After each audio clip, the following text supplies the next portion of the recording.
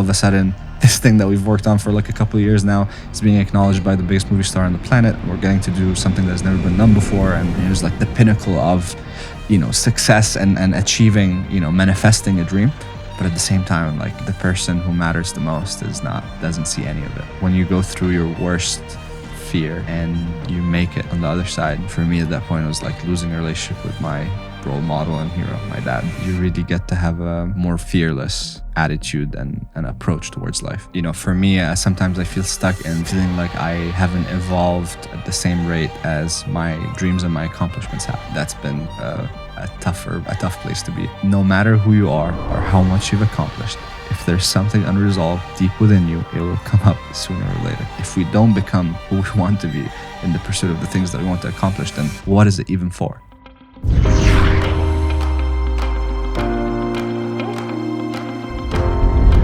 Hello, beautiful beings. Welcome back to the Know Thyself podcast, where every single week we get the privilege and opportunity to sit down with a beautiful soul and open mind and open heart, and to see what we can glean from the insights that they've learned in their life to help us, me included, live a more liberated, joyous human experience. Today, I'm excited for this podcast, this interview, this conversation with a dear friend of mine, Ammar Kandil. He is somebody that is an entrepreneur, a filmmaker, a visionary, a way shower, I believe, and what he's been able to live and accomplish in his young life is actually very, very impressive and inspiring for me and millions of people. He co-founded Yes Theory, which is an amazing community with a vision to build community, and, you know, has garnered over 10 million followers throughout various different platforms. And it's been really inspiring to see what they create. They invite people, and through their media as medicine, create stories that can uplift people and stay true to their core mission of helping people seek discomfort and choose love over fear. And I'm really excited to see all the different avenues in the conversation that we can go into here today. So first off, Habibi. Oh, I'm honored, man. It's been a long time coming, and we were just talking how we've been kind of in each other's orbits since 2017, and we've seen each other throughout different like stages of growth. You know, when we were still like with Yes Theory trying to get it up the ground, and you were at the time working with Logan, and then kind of you leaving Logan and moving to Venice and becoming a part of the community, and then obviously most recently just like seeing you grow into the community leader that you've become, and seeing all the beautiful gatherings that you bring people in. It's been really, really inspiring. Mm-hmm. And obviously extra special because, you know, we both families from the Middle East, Jordanian, right? Yeah, Jordanian, Lebanese. Yeah. So I feel like there was always this like unspoken understanding for each other's journeys and what it must be, you know, doing what we're doing in a global way in front of so many people that don't look like us. Yeah, you know? For sure, man. No, it's been such a pleasure to get to know you in the time that I have, and I'm excited to really drop in today because there's a lot of things that I'm excited to talk about that have been core threads and themes throughout both of our journeys. And it feels like since the first time I met you, we've both gone through like lifetimes of transformation. Yeah. It's been pretty wild. Yeah, man. I'm excited to get into it. I haven't done a podcast in a very long time. I don't do them often because but definitely with I'm in LA for like 12 days and I remember I texted you just saying congrats, and I was like, let's do the conversation whenever you want. Oh, amazing. Honored, yeah. So good. Thank you. Yeah, you've been We're doing it. We're doing it. So good. By the time this conversation comes out, what you're working on so hard right now will have been out. Oh, really? I think so. Nice. So you've been working diligently behind the scenes with the team, creating this epic new film. Yeah, 2.5 years now. Project Iceman. Yeah, a film about how far one is willing to go to unfreeze, you know, their childhood dreams. And in this case, it's my friend Anders Hoffman, who went all the way to Antarctica to become the first ever human to do an Ironman distance triathlon in Antarctica. So, you know, but he's not. People often think like, oh, it's a film that is gonna make you want to like jump in the ice and like do cold baths. He's not at all like, it's not like he's not a Wim Hof where he has this supernatural ability. He actually fucking hates the cold. And that actually what drew me to the story is the extents that he went to again unfreeze his real dream, which I'll let the film kind of unveil. But it's it's been a very fulfilling journey, not just because it's an impactful story, but also for what this attempt represents for independent storytellers and filmmakers all around. Because the just the way the film came to being was very unconventional and very unusual. Yeah. And went through so many twists and turns. Yeah. So, dude, I'm so proud of you and the you, whole man. team of what you guys have been doing. Just seeing the progression of starting this YouTube channel, which is very humble in the beginnings, and the ideas and the energy is still there, which I love. Like the core pillars and values of who you guys are and what you want to impact the world is here. It's just at a much bigger scale, from going to these, YouTube vlogs, to these films, Yeah. like real films, like so impactful. The trailer is fire. Thank you, man. So good, Thank man. you. Yeah, it's as you said, it's from the very beginning, it was just about refining more efficient and tasteful ways to communicate the message of saying yes and being open and seeking discomfort, adopting that as a as your way of living and a way of getting to attract your tribe. Yeah. So to have had year by year have had the opportunity to upgrade that and elevate it to a new level doesn't just allow Yes Theory to evolve as people are growing up, just like we are, but also I think it helps bring new types of audiences to the message, because maybe someone will decide to watch a feature length documentary but not necessarily a YouTube video, and vice versa. Right. So being able to diversify the ways that we've been able to put the message out has been such a huge privilege and an honor, but also I think very, very important for the longevity of Yes Theory, which in our minds, the way I think about it is I always it's a 1,000-year-long project. How can this be something that in hundreds of years, if not 1,000 years, people can still be like, oh, Seek Discomfort, or Yes, it's something that has actually come and contributed very, very positively to the planet. And what I would always, I remember having that thought consistently, is if aliens are watching YouTube and I want Yes Theory to represent the best of humanity, to represent something that if a true outsider looks at us, be like, humans are interesting. I think there's something there. That's beautiful. So yeah, it's and now all these years later, I'm actually a firm believer that its disclosure is gonna happen. So I'm the whole thing became actually real. Where I'm I think there's actually someone watching, and we're gonna know more soon. But we can get to that later. Wild, man. I love that. It's I fully believe that. I think that when I watch your guys' content, it's always uplifting of the human spirit and showing the deeper qualities that we can have within ourselves and what the human spirit is possible of, and the various different stories. And like I said, it's been really cool to see how diverse and capable you guys are in creating various different verticals of content, which not a lot of people can do. Well, the mission is encompasses 3 pillars. So the mission at Yes Theory is to elevate the human experience through stories, experiences, and spaces. Ultimately trying, the Yes Theory is this search for how do you ultimately live a fulfilling, happy, joyful life in community. And we do that through putting out the message, as I said, in stories, which we've spent the last 7 years working on and perfecting and finding new ways of doing it. And the way I see this long form film that I'm working on right now is my final level, because ultimately my real passion is in a different experience, not storytelling, which is what I'm going to be getting to next year, which is more on the experience design and space design, because ultimately I think for Yes Theory to have this kind of longevity that I wish for, I think it needs to manifest in real spaces and physical touch points that people can actually interact with.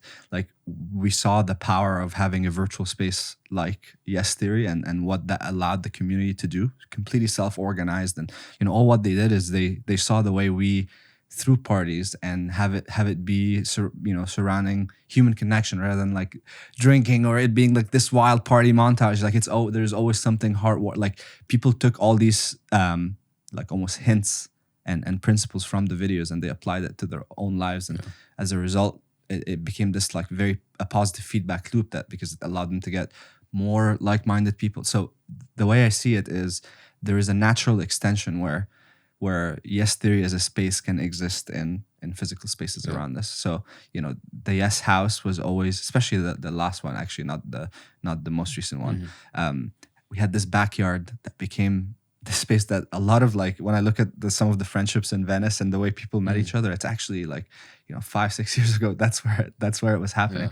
And also that's where it happened for, Thomas, Matt, and I, when we my co-founders in Yes Theory, when we met in 2015, we just had someone, like a kind soul, Andrea, who was, helped us start Project 30, which was like the birth of Yes Theory. And he just gave us his 1-bedroom studio apartment while he was in Turkey visiting his family. And that made all the difference. So I'm so attached to the idea of making spaces available, because I think that was a huge factor in our journey.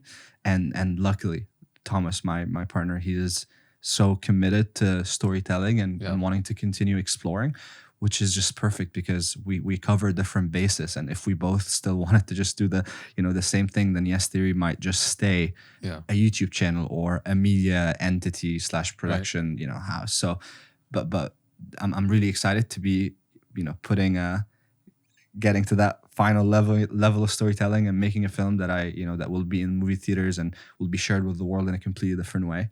And I'm really, really excited about that. But I'm more excited to just like next year get to it and make my dream happen, which is I'm so excited for you, man. It's so needed, especially post COVID. It's like people are so thirsty for human connection, and it's so inspiring to watch the content that you guys put out. But really, in person is where like a lot of transformation actually happens, where you become a different person by virtue of being surrounded with people that share similar core values, and that those friendships that get developed in those spaces become a trampoline to catapult for you to become into a new, fulfilled, realized version of yourself. So I'm so excited to see what you create in that space and what you guys have already done. You got, the events that you guys have done over the past few years and whatnot. It's already been that, but it's going to be at a bigger scale. So, I had this thought just crossed my mind, because I think I was talking to another friend about, someone was asking me how Matt was doing, and I had this thought that how grateful I am for Matt to you and Matt got close over the last year and a half, 2 years. Matt's like become one of my best friends. I love him so much. And that I always felt very safe about him, like being in your orbit and kind of having that influence. So it's you've also seen Yes Theory form and evolve from a very different perspective that is very unique.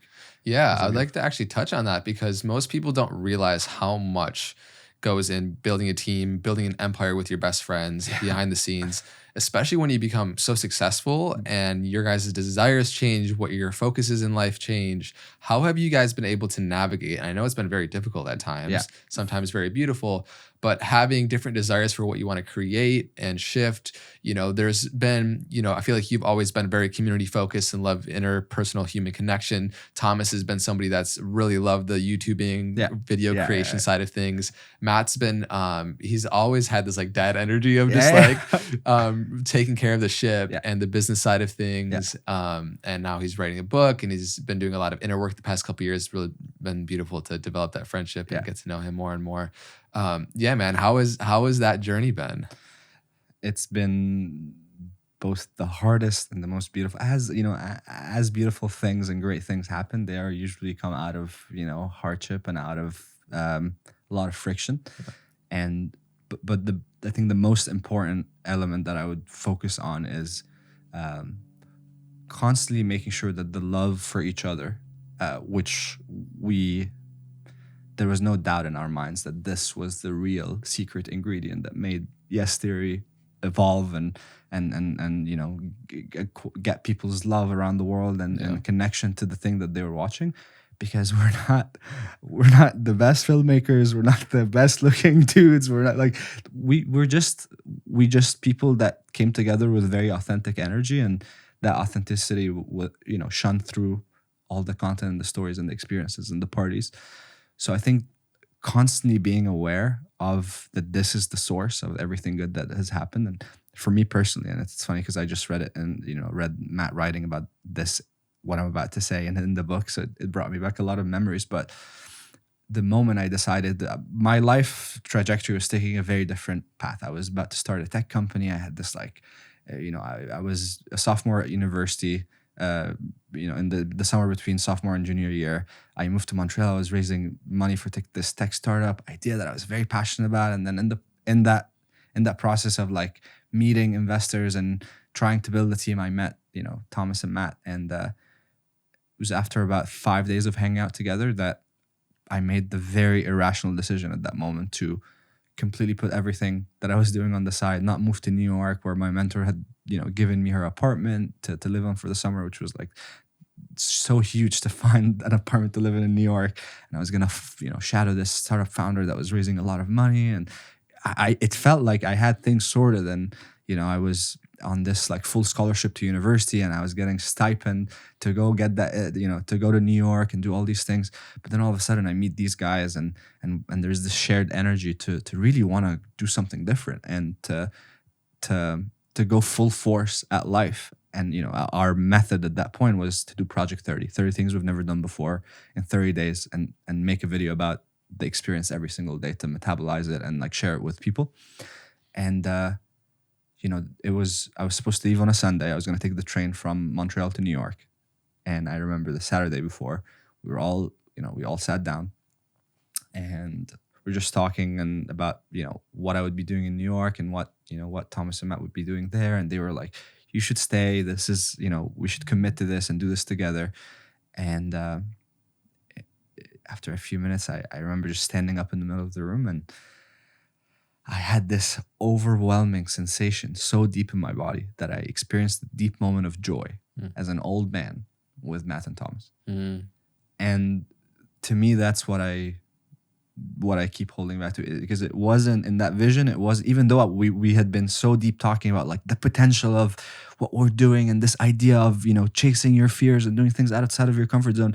At the time, we're very influenced by The Buried Life, our friends Ben Nemtin and Dave Lingwood, and which was, a TV show on MTV that was about 4 friends who started from Canada, who, were crossing off their 100 bucket list items, and in the process helping other people to do so. So that was like such an amazing, influence for us, and it gave us this possible idea that this is possible, and we can make a life out of doing that. But again, going back to the moment with Matt and Thomas, like, it wasn't about that this is gonna be the biggest company in the world, and we're gonna build the next version, and it's gonna be an empire. It was always about the keeping it real between each other. And it hasn't been, as you said, you've had an insight into that journey a little bit. It hasn't been the easiest, because growing up is such a it's a very, I don't want to describe it in a negative way, but it's a very full process that requires so much, attention and effort and care. And when, you're already with relationships are hard, because you have 2 people doing that happening to them at the same time, especially when we're in our 20s, early 20s. But imagine making it 3D and like putting another person who's like, where the interactions are going like to two people, and then to the it's a whole thing that, and there was not really like a blueprint to go after. Like, I mean, if all the boy bands or the groups, like, they almost ultimately, there's this breakup story at the end that was, so there was never really we didn't see and obviously our friendship with The Buried Life helped a lot to know how it went between them as 4 friends also starting a business. But for us, it was, obviously when The Buried Life did it for a few years together, but we kept going, we kept building deeper and deeper, and the community kept getting bigger and bigger. So that was a very long way to answer your question, but it really comes down to constantly making sure that love is the source of the whole thing. Whatever content that is made, whatever idea we come up with, it has a seed that has a very strong why, and a seed of like love in it, and friendship, because I think that's what resonated with people. Yeah, I mean, I think romantic partnerships are like some of the biggest mirrors in our life, and what you guys, I feel like, have is almost equal to that. It's like you guys are married to each other in many ways. That's how we describe it. Yeah, it's like a 3-way marriage. Literally. And so, man, I can't imagine the challenges that come with going for so long, and then having this success too. It's like it's made a lot of things possible that normally haven't been, and so you have so much come into your awareness of what you can do and what your true passions are. And as you're growing in your 20s, like, you're just gonna have you're going to witness so many deaths of the person that you used to know.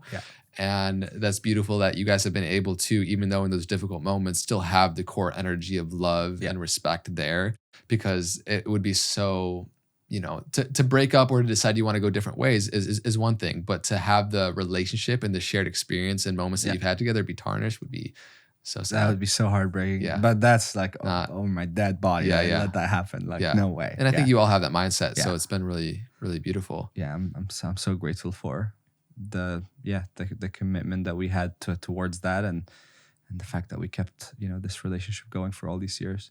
I mean, initially what brought you guys together, and then you said earlier, and is obviously a core pillar of what you guys do is seeking discomfort, and so how important do you feel that seeking discomfort as a philosophy of life and kind of modality in which you view the world is really important on the journey of becoming a self-actualized human? I think it is the way to becoming a self-actualized human. Like it's a very I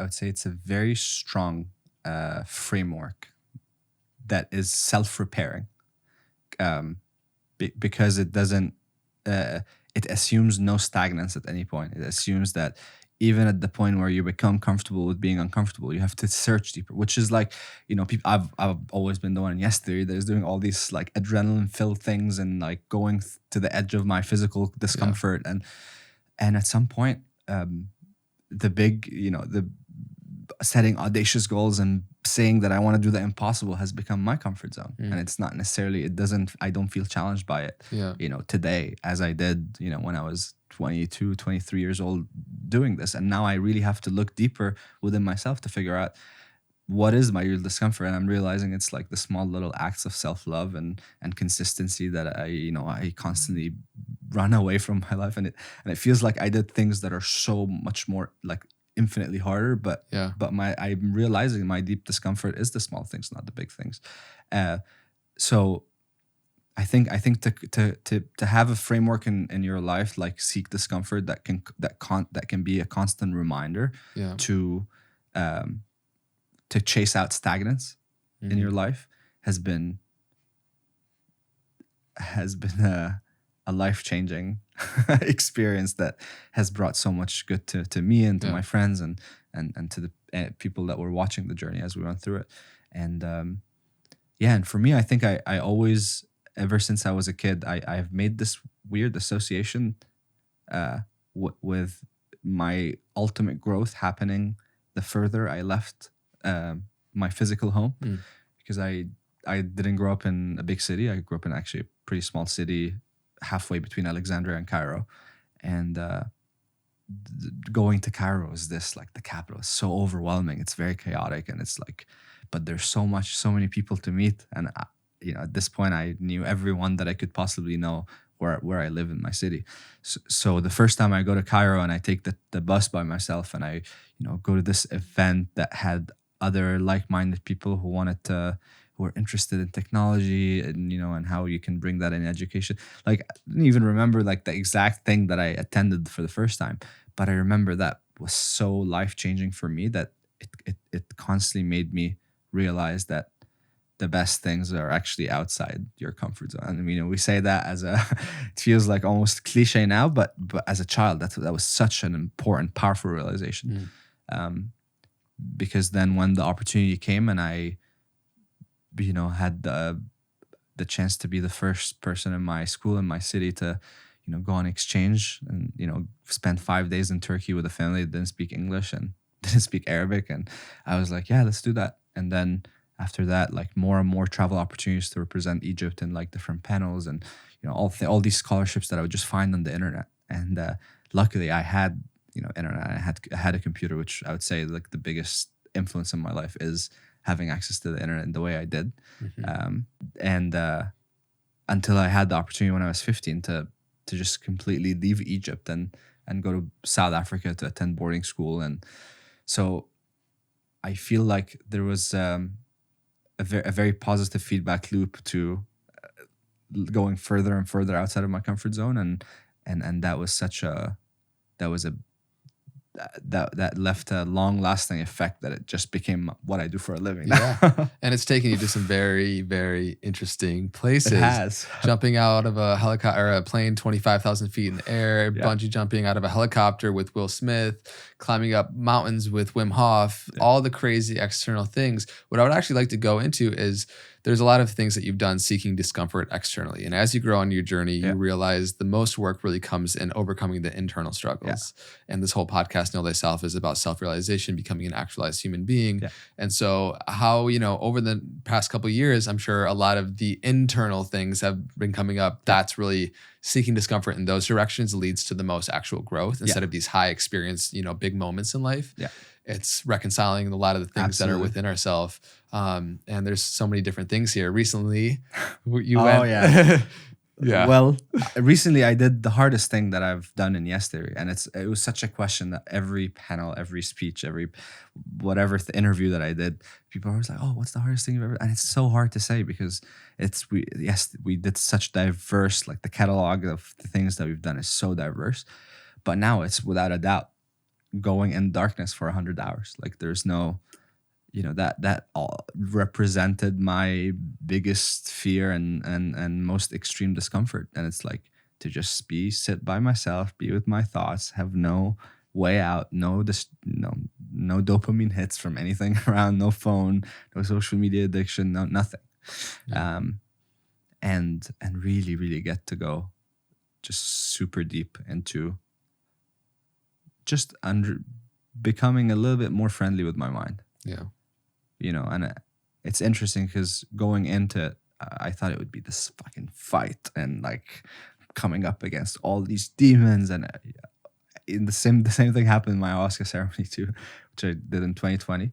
I went in so ready, and it wasn't planned. It was just something that came to my orbit like very serendipitously, and I took it as a sign. I was like, oh, maybe, but yeah, I was so ready to like face all these things, but I realized that from the ayahuasca experience and even from the darkness experiences that I actually tend to go to a very like loving, calm place that is almost opposite to what my conscious mind convinces me that that's the nature of my mind.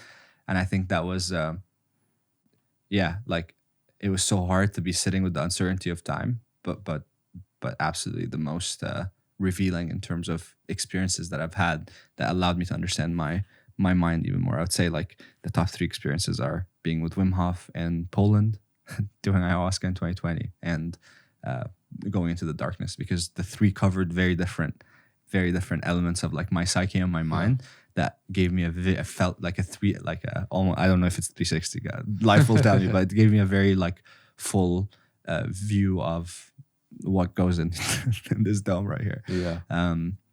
But yeah, the darkness, I know you also you went right after, and I was very excited to hear that.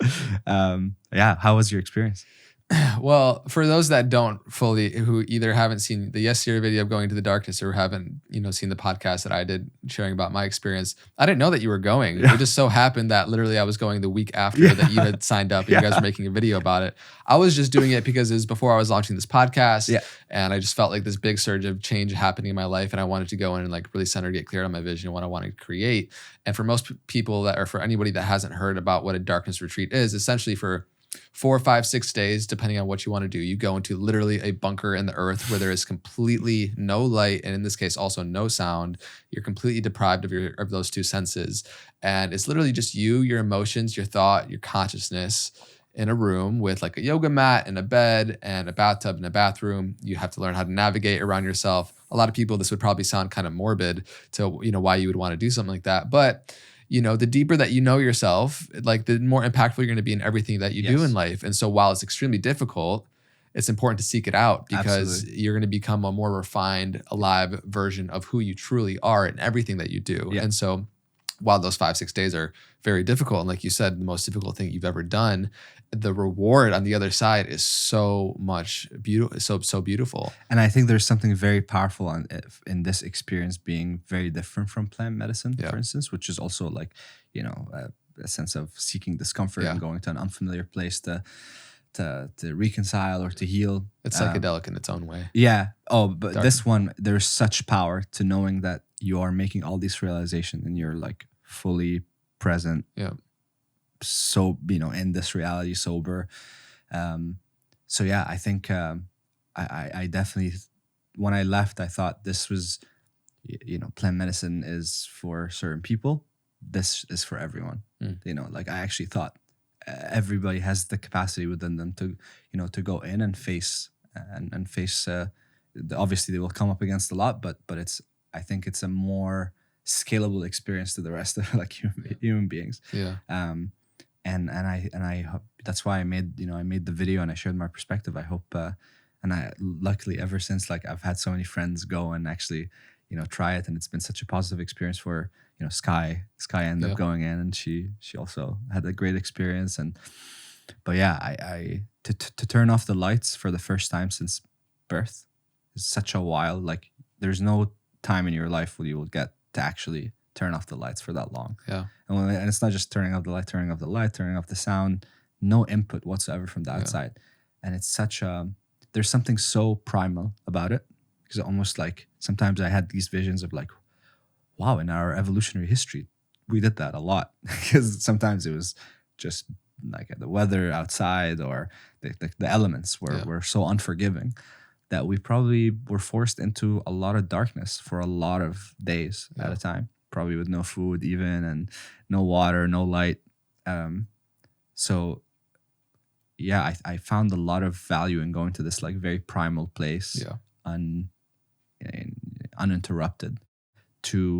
And again, I was also so ready to, and I feel this is nature where like I crave these like big hits of like realizations and epiphanies, but the actual, my experiences with like the most powerful epiphanies is that they came such on a slow burn and so unlike the way I expected them coming with this like epic like realization. It's almost like the persistence of, in this case, the persistence of just like sitting in this uncertainty and noticing how my mind was jumping to these extremes of emotions where within 4 hours, if that was even 4 hours, I have no idea, like I would feel the two extreme ends of an emotion against someone or against a situation or against myself.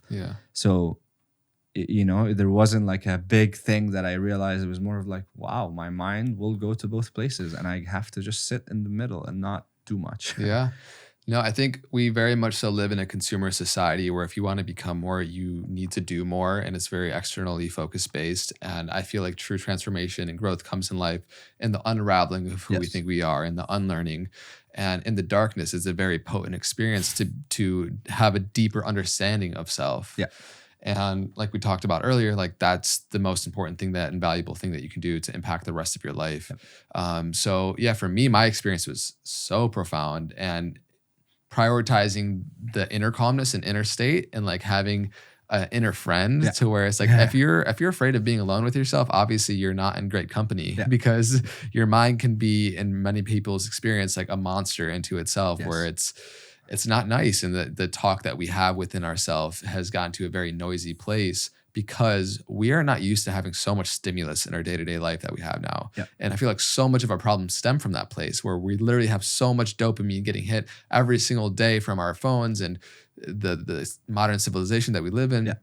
So, how do you feel experientially different? Because I do feel like it's not, I had a big aha moment, but for me also, it was very subtle in like the transformation that it actually had. It wasn't like, I had an idea and I'm a different person because I think a different way. It's like, I just am a little bit different from that experience. For me, it's made me have a little bit more compassion towards myself, because I think I used to believe a lot of lies that my mind, and I wouldn't even like, sometimes even the way we describe something, sometimes it's like seeking this epic story of the way it like all plays out in my mind, but sometimes it's so much more simple. And for me, it's just the way it made me different is that when I experience spikes of emotions and ideas or feelings, I chill out. I wait for a bit and I don't act on these spikes, which has been very, very transformational in such subtle ways. Because I'm a very passionate person and I'm very fiery and I can get, but now I'm a little bit more chill. And I think even like my friends noticed it and I'm noticing it. But yeah, it's so I would highly, highly recommend it if you have a chance to go into a dark room. And you don't need to go to the extent of like doing 4, 5, 6 days. I think 48 hours to start can be extreme. You will just feel the most rested you've ever been. I would say like 2 days, you're not necessarily going to go up against like, something big or have enough time to make certain observations about the way your mind functions, because I think you will be like counting down the time, and that will be like almost dopamine is like, oh, well, time is, but you'll, I know that in the first, I'm sure you've experienced that in your first sleep, you sleep deeper and longer than any other time in your life. I think I slept like 18 hours or something. Wow. That I think that reset is so good, because we are living a very unnatural life where my phone vibrates 6 times since I sat down. I'm like, why? There's like, all these hits and all these things that cross my mind that I'm, that are constant distractions and stimulations. And we're so far removed from, I think, the way we're supposed to live. So I just read this thing this morning. I think, let me pull it up. It's like we're a species that is entertaining. Yeah. And also throw your phone on Do Not Disturb if you want to while you're at it. This species has amused itself to death. And it's like, it was Do Not Disturb. Absolutely. It's just like how it's such a, it's really scary to think like all these tools around us are mining our consciousness. Yeah. It's amused ourselves to death. Yeah. It's a powerful line. Yeah. And it's, I would say it's like the modern, if you think about it, it's like the devil in modern terms. Yeah. I mean, this epic story of God versus the devil, and religions and mythology and our stories as human beings it was always about, one is the devil is mining your consciousness and trying for you to follow all these desires and all these things that you're supposed to have more balance and control over in your life. Yeah. And God, which is the thing that is trying to elevate your consciousness. And I feel like it's the same battle, but different. It's just different tools and a newer, more technologically advanced story. For sure. And it's just much more internal. Like I feel like people that have gone through world wars or something would like look at our generation and be like, oh, you're so soft, and it's difficult in its own way. It's not physically demanding per se as maybe past generations have experienced, certain different difficulties, but it is a big challenge in our generation. Yeah. Amazing. I would like to touch on self-acceptance, because especially coming out of the darkness and some of this internal work that you've been doing, what has been your journey of self-acceptance, even when some of the closest people in your life don't seem to find that for you? It's been the hardest. That's the hardest, I think, element of my journey, I would say. I feel like unwinding a lot of childhood trauma and instances where I froze in my childhood has been, and also, experiences that were in the context of my culture and my religion were just left me feeling like very, very lonely, because it was things that I could never share with people around, and there's this constant there's this conditioning ever since I was a kid that only if people knew the real story. So there's always this idea in my head that it's all an act, and and I've just gotten really good at tricking everyone, and that the real me is this still kid in hiding that is that didn't really think that I was worthy of my parents' love, that I would go to heaven, being raised as Muslim and thinking that whatever it is that happened to me or went through was so problematic towards my religion and my culture that I was like, in my mind, I was like, I'm doomed. Yeah. And I think a lot of that, even though I can perfectly rationalize it now, it's still so deep in my conditioning and in my body that sometimes I have a hard time escaping that state of being, because it just feels like I'm still acting out very much out of that trauma. And I think I'm recently just realizing, and I think it's Dr. Christian. He was on the podcast, and I think recently he's been very passionate and outspoken about talk therapy versus doing somatic Emotional work, release, emotional release.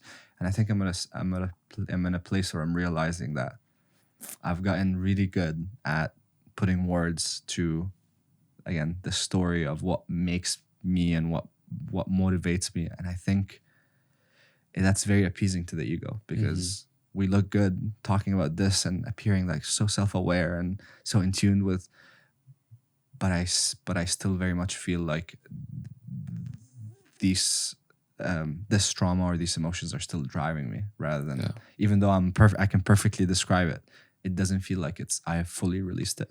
And I think I hope and pray that this is the next phase of my life, is to get deeper into into the emotional release and start.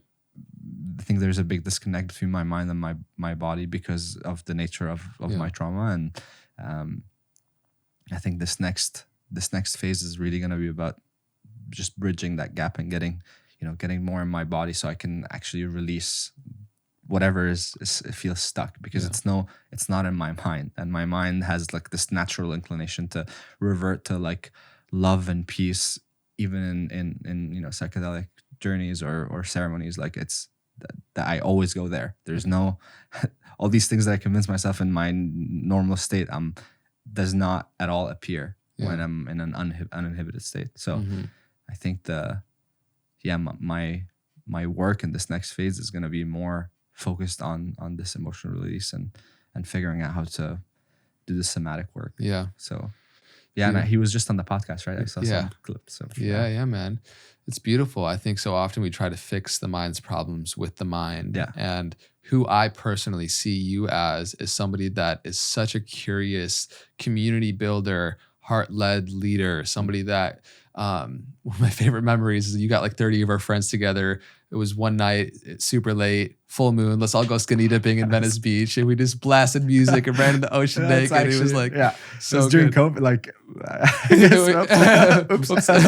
but I have these moments where I see you in your childlike wonder and excitement, and I see that, and it hurts me to see how hard on yourself that you can be, because I see how brilliant you are, and just know that I'm here as a brother and ally to fully support however I can. And man, I appreciate you. That means a lot. Yeah, of course. Of course, bro. What is the line, be who you are and walk freely? What does that mean to you?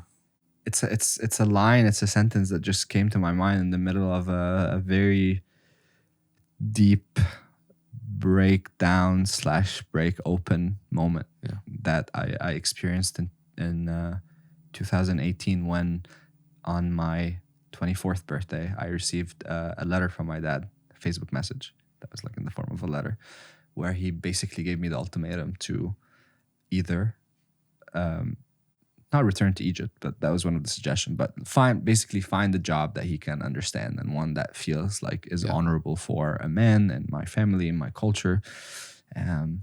And that came from just a lack of understanding for what the purpose of all that I'm doing is. And it's really funny that you had just mentioned the skinny dipping party, because that's that's the kind of disconnect that I'm like, my dad has a problem with me like hugging another woman. Like if he opens a video and he sees me hugging a woman, that's extremely, that's like, it's a very different background. So you can only imagine, like, even if we're doing it because we want to push people to be more open and more comfortable with discomfort, all of that, he doesn't care. It's like, to him that looks fucking awful. And to him that looks like I completely lost my way, and I'm a sinner. I'm like in the wrong direction. So I understood where he was coming from, and but I also understood where I was coming from very well. And I think in a moment of just expression. So after I got the letter, it was such a such a moment of turmoil in my life, and I needed to decide, like, what is it that I was going to do. In my mind, there was at no point that I was like, oh, let me consider what it would look like to not do what I'm doing right now, because it came from such a deep place within me that there was like nothing was shaking that, but it was more of, how do I handle the situation? How do I actually how do I respond to my dad, and how do I live this moment with where I think I was 3 or 4 months away from doing the jump with Will Smith. It was like such a strange moment, because it was like the two extremes of all of a sudden this thing that we've worked on for like a couple of years now is being acknowledged by the biggest movie star on the planet, and we're getting to do something that has never been done before, and I'm the one that gets to do it with him. And it was like the product of this dream that I had, and like such a crazy story that feels like the pinnacle of, success and achieving, manifesting a dream. Right. But at the same time, like, the person who matters the most doesn't see any of it. In that moment, I decided that Yes Theory was, people understood Yes Theory through these very positive, uplifting adventures and moments of getting with people and getting them to go skydiving on the spot. And I knew that what was happening to me was, and my determination to keep going in the direction that I, had started is very, very important to share with people, because I wanted them to understand, and I wanted to remind myself that Seek Discomfort isn't to, go on the street and ask someone to leave the country on the spot. It's going to be in moments like this where I have to stand up for what I believe in, and I have to stand up for the person that I'm in the pursuit of finding. Yeah. And I was in the middle of I decided to make a video that shares what happened with the people that were watching at the time on Yes Theory. And in that video, I basically described what was going on, and at the end of it, I responded to my dad in Arabic. And I think the first thing that came to my mind after that, before I ended the video, was, be who you are and walk freely. I had never said that before. It wasn't something that I like. It felt like I just felt inspired in that moment to think that and be it. Yeah. And I, shared the video, and and so many people around the world were resonating with the experience of having this approval from a parent or both parents, family in general, about what you're doing, especially people that look like us or first generation immigrants in the country, where, and it wasn't just like Arabs or Muslims or people who particularly could relate to the specific cultural experience that I was living. It was like, first generation Korean in the US, and he wanted to be a musician, but the parents were like, wanted him to be the classic things. Right. The parents, doctor, lawyer, all these things. And, the Tunisian girl that had a French boyfriend that her mom disowned her for it, and being also so lost and not knowing what to do. Felt like so many people found camaraderie in the moment of like me sharing it, because it just made people, and in our culture, you can't really, it's such a patriarchal hierarchical like structure of family. Like, your dad is the top, and you don't really like, you don't, there's no back and forth. It's one way, and it's down, and it's, you're gonna do that. Otherwise, it's like, there's no otherwise. It's an option that doesn't exist in our culture. And I think when I dare to actually say something, and not just say it, but share it, which is also a whole other level of disruption in our culture, which is like privacy, and things that happen in the family are only meant to be for that. And that was one of the hardest parts to deal with in that, because with my dad, I knew exactly where he came from, and I knew where I came from, and I knew that he didn't mean it was out of love, but that was his way of showing love. But seeing my family caught in the crossfire of like having calls from my sister and my brother just begging me to like take the video down before my dad wakes up, because it was posted with the time difference, and they were like, there's full 9 hours that they were like just begging me to take it down before. They're like, you have the opportunity. It's a fire that like you will put up before it even starts. Like, if he wakes up and finds this tomorrow, it's over. Like, all these things. But and Matt actually writes about that moment. It made me cry when I read it, because he just described like, I think there was a friend, our friend Esteban brought a friend who's from Egypt, and he lived here. And so he kind of had understood the situation in a different way, and he was on the train of like, you should take the video down because for your family and all of that. And I just in a moment lost it. I just stood up in the middle of the room, and I just explained that this wasn't just for me. It's for me to respond to my dad. It was for every kid out there who doesn't feel accepted for who they are and for what they want to do, and be who you are and walk freely was like birthed in that moment of feeling so much. and understanding that there's so many people out there like that simply can't be who they are, where they're, where they live, or the families that they come from. And I just hoped that this can be a relief to someone who's living an experience like this. Yeah. Thank you, man, for sharing that. I think that when you share those vulnerable moments, like that is truly what can be so impactful for people. You're letting people into the very real insight, experience that's happening within yourself and inside yourself. Our parents are loving us the best they know how, and how they think they're loving us. And that comes with its own energies of suppression or oppression, or their culture and their background of how they grew up and how their parents raised them. Like there's so much. And so it breeds compassion, but also I'm so proud of you for sticking true to yourself in those times where it's like you know yourself enough to where you know that what you're doing is helping the planet. It's your calling. It's what you want to be doing, and it's unfortunate, but it's been a big part of your lesson, and so it's unfolded perfectly as it has to for your growth and for his growth and for family's growth. Man, it's just so nice to witness. And I think a part that I don't think I've touched on before, because obviously like it takes all these years to kind of retroactively see the events and analyze them in a different way. I certainly wouldn't have this deep understanding of who I am today and the freedom that I pursued the journey of understanding myself with if that hadn't happened. Because it was my biggest fear. And once the thing that you fear the most happens and you just live through it and you survive it, it's kind of you go about life with a very different heart. Like you're just so much more.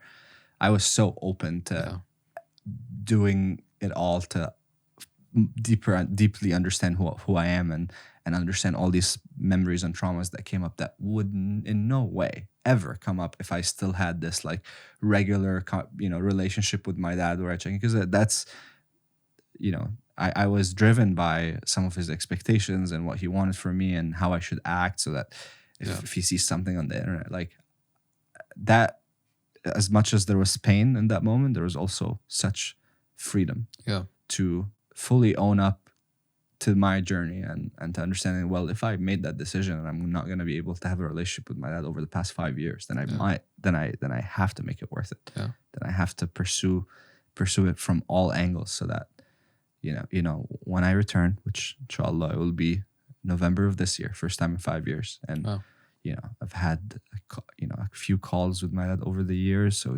things aren't gonna be like he's not fully not talking to me, but it's not the best place. So I'm hoping I go back and now there's a new grounds for reconciliation. I have a nephew now that kind of changed the family dynamic a little bit. My sister had a baby while I was in the past year, and I go back with a lot more confidence in who I am and what I stand for and what my set of values. And I think, I hope that brings like a next phase in our relationship, and it can allow us to like reconstruct it. I'm not putting a lot of hope on it. I'm just I go with no expectation. I'm just like wanting to show all my love and just take the moment of being able to go back after all these years. But as I said, like when you go through your worst fear and you make it on the other side, which for me at that point was like losing a relationship with my role model and hero, my dad, you really get to have a more like fearless attitude and approach towards life. Yeah, man, because you've walked through the fire. Yeah, exactly. It's like those difficult, painful moments have so much fruit on the other side of it. So much treasure, so much wisdom comes from those difficult times in our life. And, rightfully so, we want to kind of avoid those, those painful moments and those difficult moments. But when they come through, whether it's a loss of a family member, a breakup with someone you love, issues with your family, health issues, like these are all teachers for us to come back into ourselves. And so I'm excited and I'm, praying for you and how that unfolds within your family. Thank you for sharing that, bro. Of course. Woo. Oh, man. I haven't talked about that in a while. it's good to have these checkpoints to like think back, Yeah. especially with the passing of time that we're experiencing and growing up. All these, this is the first year where I'm like really feeling this idea of growing up and being of 28 now. I'm very grateful for the opportunity to check back in on that topic and the emotions that come up with it. Amazing, man. I feel like sometimes when we go on our journeys, we always have the next goal ahead of us. When we finish something, it's the next thing, it's the next thing, it's the next thing. Do you feel like you give yourself the time and you have the moments to really zoom out and see how much you've accomplished and who you've become and like feel proud for where you've gotten to? I think I try my best, but I think I have in moments compromised the love for myself in the face of my desire to achieve my dreams and to make my goals happen. So, which then later on makes you be in a dilemma of like feeling like you should be able to celebrate a lot of what you've built and what you've done and what it's created for the world, but for me, sometimes I feel stuck in feeling like I haven't evolved at the same rate as my dreams and my accomplishments have. And that's been a tough place to be in. And that's why it's also what made me realize that there is this disconnect, like my awareness of my mind and my psyche and my motivations is there, but sometimes the application falls short, and that's where I'm realizing that there's actually a deeper layer of work that I need to pursue. So that when I say seek discomfort, I can say it with my full energy and full authenticity that I am doing that. That's what I meant by it's like a very self-repairing, self-addressing like framework. Because you can't convince yourself long enough that you're doing it if you're just like if you're cruising. If you're coasting. Exactly.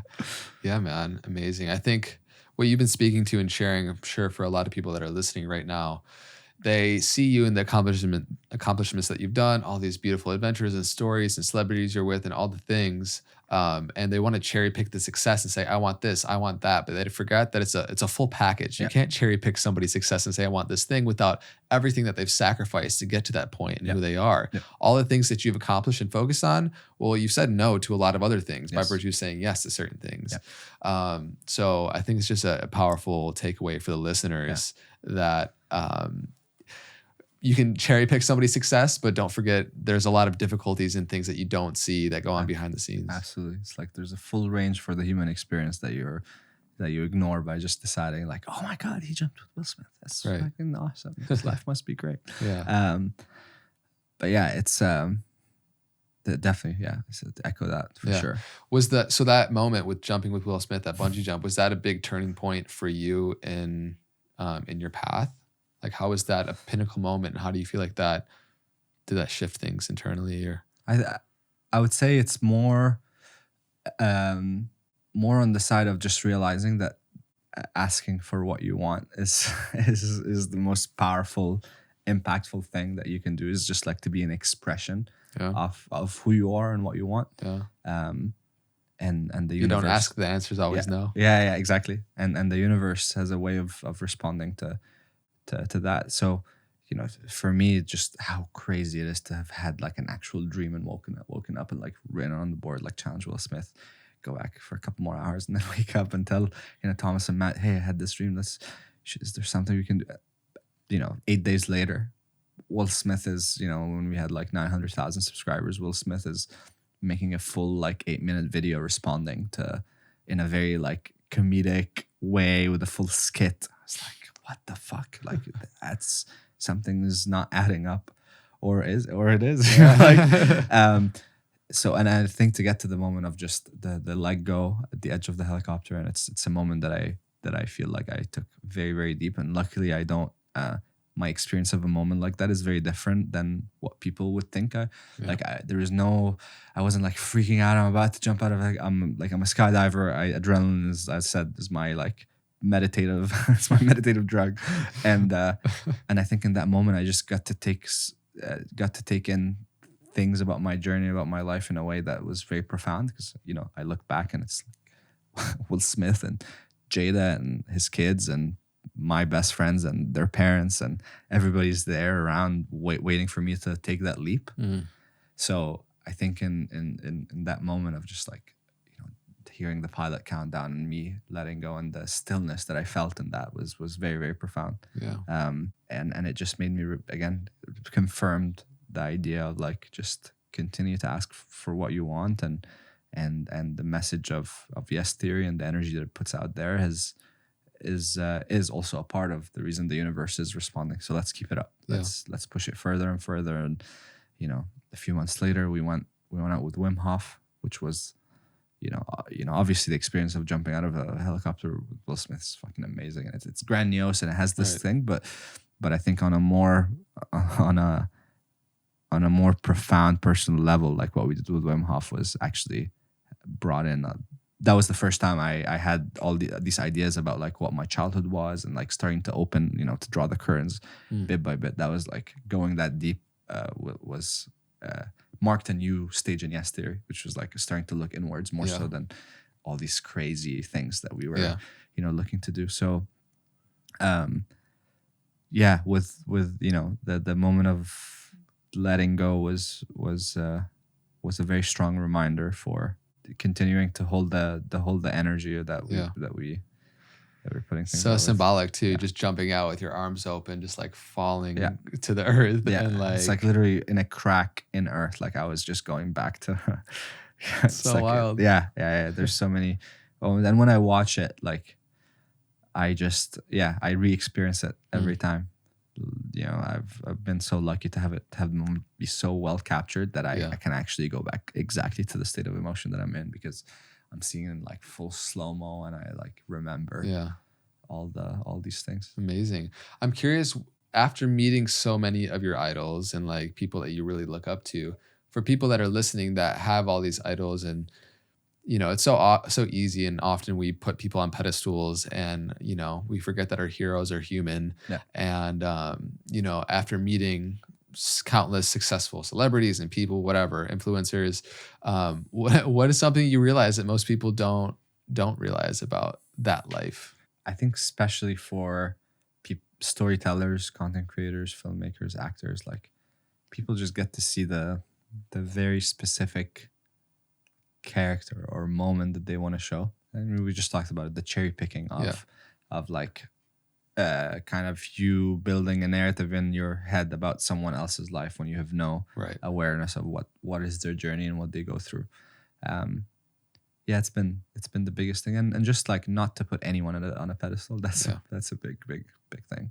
Everybody will make mistakes. Everybody will, you know, even, you know, obviously recently with everything that happened with Will and the Oscars, and like, you know, it's everybody. Will he was the most committed to putting out good in the world and doing good, and you know, his book was incredible, so many beautiful lessons, but at some point if there's something unresolved, it will come out later, you know, sooner or later. And that's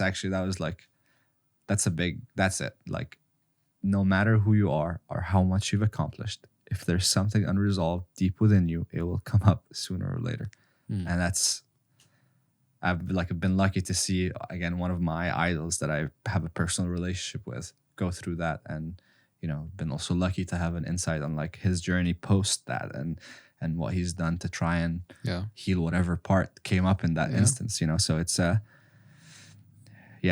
there's no amount of success, of fame, of money, of even family, if you aren't dealing with it, it will manifest sooner or later. It will come out. And you don't want it to manifest in the biggest night of your life. Yes. you're receiving an Oscar. So it's, unfortunately it happened like that. Man, it's so powerful. I think a lot of people can, like we talked to, have this idea of our heroes and the characters that they played and how they positively impact us. And we just have that small, little, narrow view of who they actually are, and realize that humans are complex creatures. We have so many things happening within us, so many things informing our personality and how we operate in the world. And so it's unfortunate that on that stage had to happen with him, but I'm sure it's been probably one of the biggest catalyst for him growing. Yeah. 100. Yeah. I think also he's definitely experienced as painful as it was. Like, I think there's also a sense of freedom in him also falling in front of after having keeping this. Yeah. He was in this fortress his whole life. Yeah. And now he's just like, yeah, he's a human. I made a mistake, and you know, he's dealing with the repercussions now, and he's dealing with the growth that will, you know, that is coming out of it. So it's that was very, yeah, I felt like there was a very strong message for me even in that, because I think by proximity, all our friends are just messaging me. I was in Europe at the time, so the Oscars happened like in the middle of the night, and everybody's like, "Oh, dude, what the fuck? What did Will do?" Yeah. So it's again, having been close, and also not just, people always ask me like, "Oh, how is Will like actually when the cameras are off?" And I've only experienced such just a beautiful, authentic human. You know, cameras are on or off, and he's obviously Will Smith, like he's a showman. Yeah. But you know, I remember there was like, we're at Soho House in Malibu, and I was with a group of like 10 entrepreneurs. We're all having breakfast. Someone comes back from the bathroom, says, "Oh, Will is at the bar." And, you know, like, I just like go say hi. And then he asked me like, "Well, who I'm with?" And I was like, "Oh, I'm just having brunch with a few friends." And I was like, "Oh, let me come say hi." And just like stands up and walks across the room with me and like goes to, so all these moments, like he is a genuinely good human being. And I also realized, like, through meeting heroes and seeing, you know, kind of having following them long enough to see them make a mistake, is that for some reason people, the public, love seeing our heroes just fall. Like there's something so, and I think about that a lot.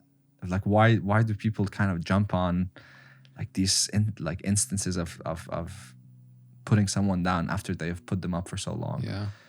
And I think it's just like, my conclusion at least was like, I think that's like our own guilt and shame for the things we do in our lives that we keep so hidden from everyone, that comes up in moments like this, because you're just projecting the way you're feeling about your own shit on someone else by seeing them fall. And you're like, that makes you realize like, well, he's not, you know, he wasn't a good person, or she wasn't a good person. So being aware of that was also very important to remember, even like our tendencies about how we react to certain people making mistakes around.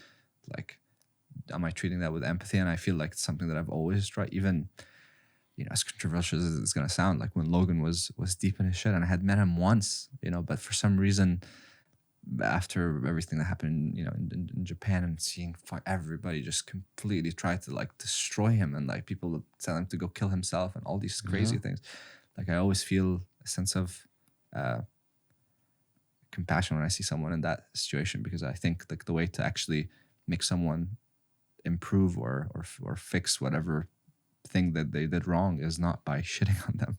Like, you gotta, that was a huge tangent that I don't even know where we're going with, but it's just a thought. No, man, I'm sure, especially with Will and, you know, the individuals in our life like Logan, is just, you get a new level of compassion for your own humanity when you go through that experience. And I'm sure it's, you know, brought so much humility, and especially when you have this version or perception from the public of being almost like a perfect human. Like, you're a successful movie star, biggest in the world, rich, famous, got the beautiful family, everything, yet you can fall. And how can you reconcile that within yourself and have compassion for yourself that you are human at the end of the day? And so, man, it's a powerful realization for him, I'm sure, in his own personal journey. And then also from the outside in, realizing that, listen, we all make mistakes, and ultimately it's this has hurt the most is him. Yeah. Absolutely. You know, absolutely. Chris, you know, his comedy career is expanding, he's blowing up, and of course that's, you know, unfortunate to happen the way it did, but it's been a big hit for Will, for sure. Yeah.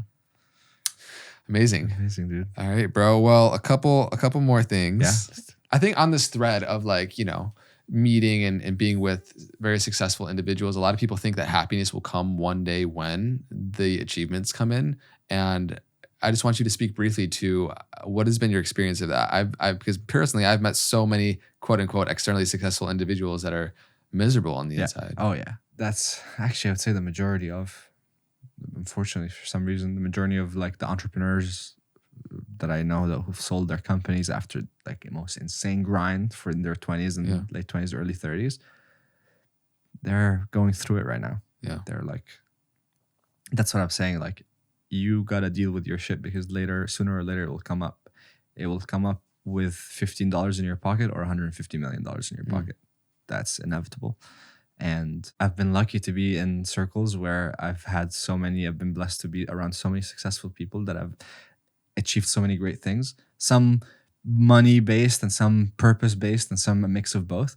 And how even with a mix of both, even when your life is driven by purpose, sometimes that purpose can be an escape from something that you, and I feel like in some moments that was the case for me. Yeah. It's like, and not doing it purposefully, but you just realize that, maybe sometimes I put like the message of yes theory and my dreams to build this to this 1,000-year-long project. I've put that so much closer to me than my own love and care towards myself and the character that I hope to become in the pursuit of doing all these things. Because it's not, if we don't become who we want to be in the pursuit of the things that we want to accomplish, then what is it even for? Mm-hmm.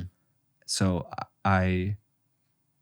that's been a big thing that I'm aware of in my life, is that I want to make sure that my character and my relationships are reflective of this deep passion and my purpose and in what I want to bring to the world, rather than me using it to be an escape.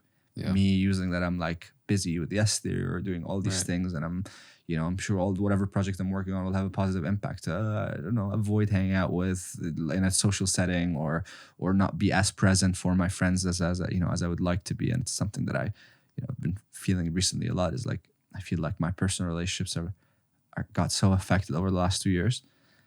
And a big part of it is sometimes I convince myself that what I was doing is just like, that's what I need to do right now. Yeah. But that's a lie. Yeah. Unfortunately, a lot of people will have to go and attain it to realize it's not it, to get the money, the followers and everything, to realize that, it's like, that's not going to unlock suddenly happiness in your life. Yeah.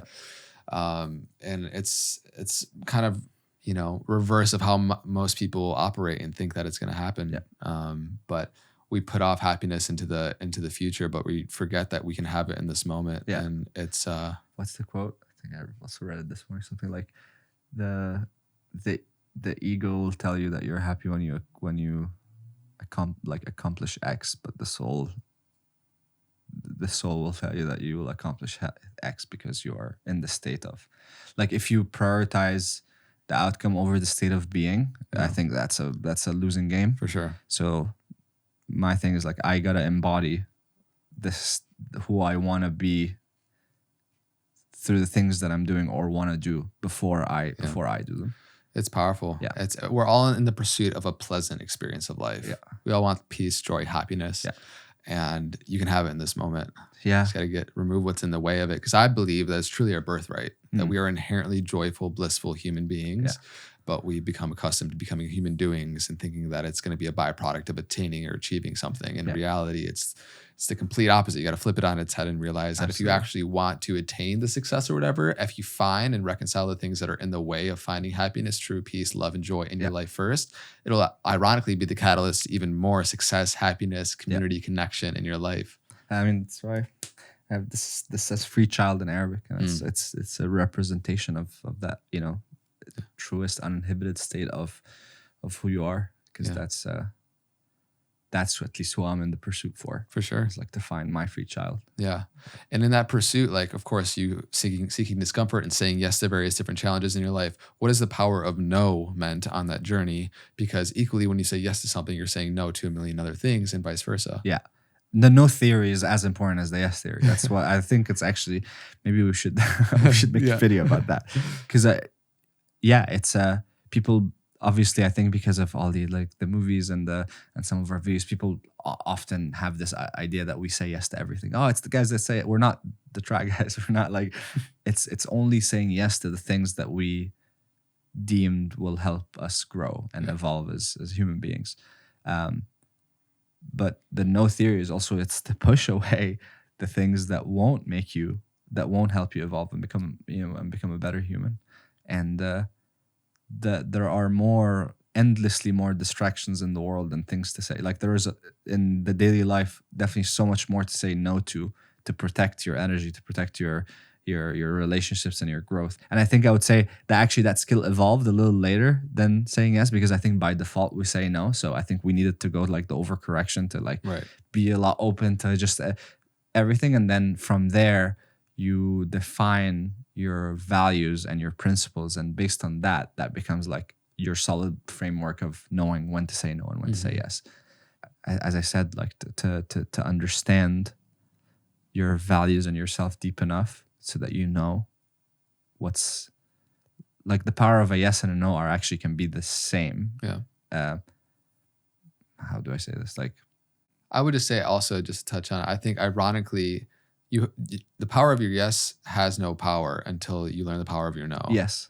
Until you wake up in the morning and you say no to going on your phone right away, or you say no to the various different processed foods you're taking in. Spot on. It's you can't have an empowered yes without really reconciling and knowing what a no is. And then you also, your yeses mean nothing if they're all yeses. The same way if you're just like, going around telling everybody you love them, but there's not necessarily like a deeper foundation to that, then it doesn't mean much. And I think the yes theory doesn't mean much if you don't know when to say no. Yeah. What's one thing in your life right now you're really saying yes to and really saying no to? That's a great question. I'm saying yes to not compromising the process or who I am for the results. And I'm trying as much as I can to do that with the film, because it's just like been a very different type of process that doesn't have the same like, kind of feedback loop as making, videos twice a month or 3 times a month on YouTube do. It's just like, so yeah, I'm trying as much as I can to arrive at the premiere and not feel like I am less healthy, more stressed, because I tried to make this film the best thing it can and get it to the world in a way that makes them feel all this inspiration and desire to go and unfreeze their dream when I feel like I haven't, the message of the film is limitations or perceptions. And then I feel like I haven't broken through my perceived limitations, which right now I actually feel like there's, a lot that I want to, especially when, as I said, like with my relationship with my body and like getting active again and like, it's actually really, I just realized that now. I think it's, what's the date? 26th? I think so. My accident anniversary is in 2 days, which is, oh, wow. Yeah. So it's always like such a, is that obviously such a huge, transformational moment. There was a near-death experience. Car accident. Yeah. Car accident in 2020, August 28th, 2020. And getting to see, it's a whole other thing. For sure. Yeah. But it's, I basically got to be so the closest I've ever been to just seeing death and seeing like just a tragedy happen, whether it's a bad injury or and feeling like coming out of it and the perspective that I gained and being in seeing the parts that made me take this moment with such peace, which is the alignment that I was in, that I was doing exactly what I wanted to do with the people that I loved, but also in other parts where I felt like, oh, I have more space to improve. And I feel like also 2 years looking back, I've treated myself in a period in that stretch, because I don't think I've pursued my like rehabilitation in a methodical way or in a way that matched like how intense that experience was. Because I just convinced myself like, oh, I'm okay. Like I drove the following day right away and it was fine. But that's not really how the trauma ended up manifesting in my body, and that's why I think I'm more focused on the like emotional release things that are stuck in the body more so than the mind right now. I don't even know why I mentioned the accident, but I guess it was just the thought of like, it's a very deep reflective time for me, because it's like a new birthday for me. Like it's like a check-in, another check-in moment. Yeah, and it's a pattern you're trying to break, right? Honoring, not sacrificing your health and your body in the pursuit of what you want to create. Yeah. What's one thing that you're saying no to, or perhaps that you could be saying no to more that would be supportive of that? Something. Sugar, man. Keep it simple. Yeah. Unfortunately, I consume way too much sugar. But what's a deeper?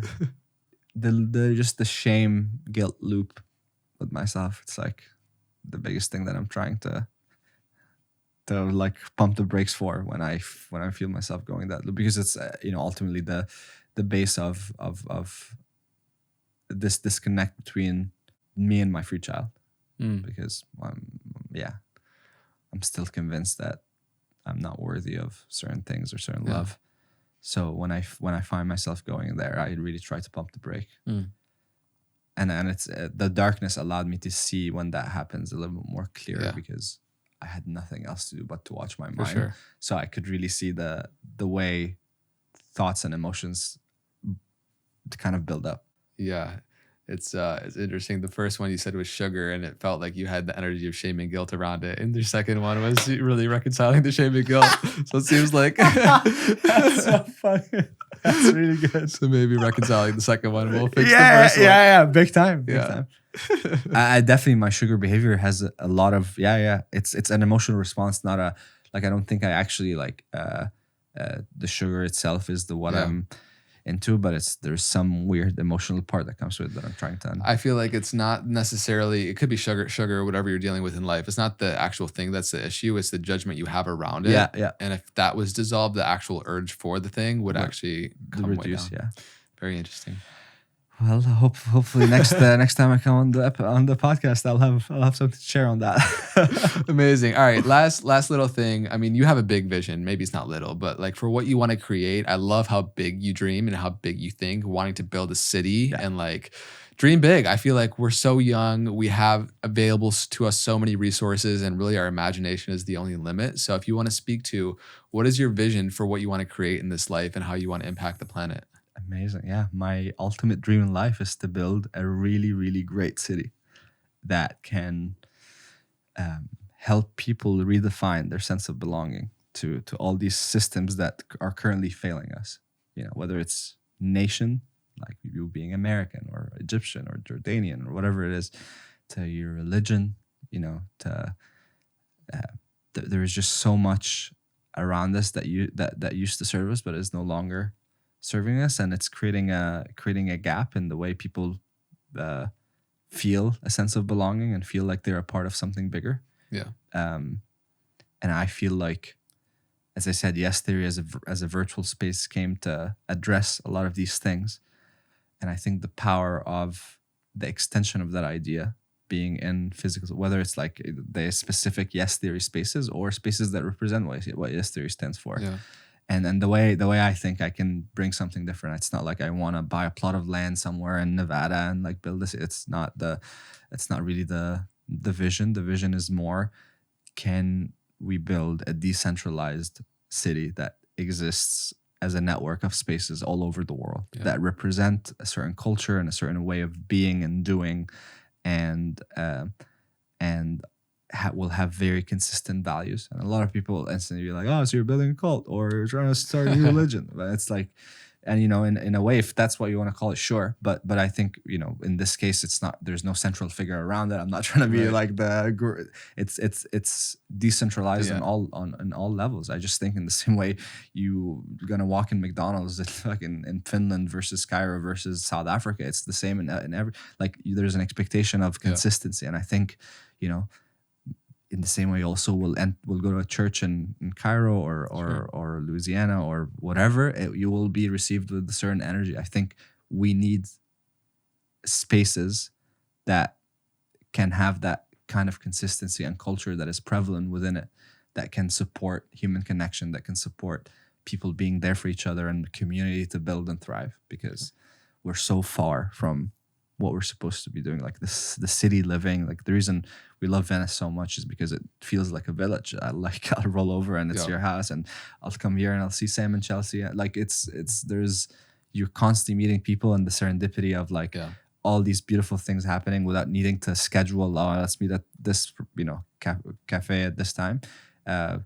Lends itself to, I think, a lot happier of a life. And I think we need spaces that are not bars, that are not clubs, which is what I'll be pursuing next year, is building a space that can be an alternative to a bar club that will be open all day and during the night. Like what's the Yes Cafe look like?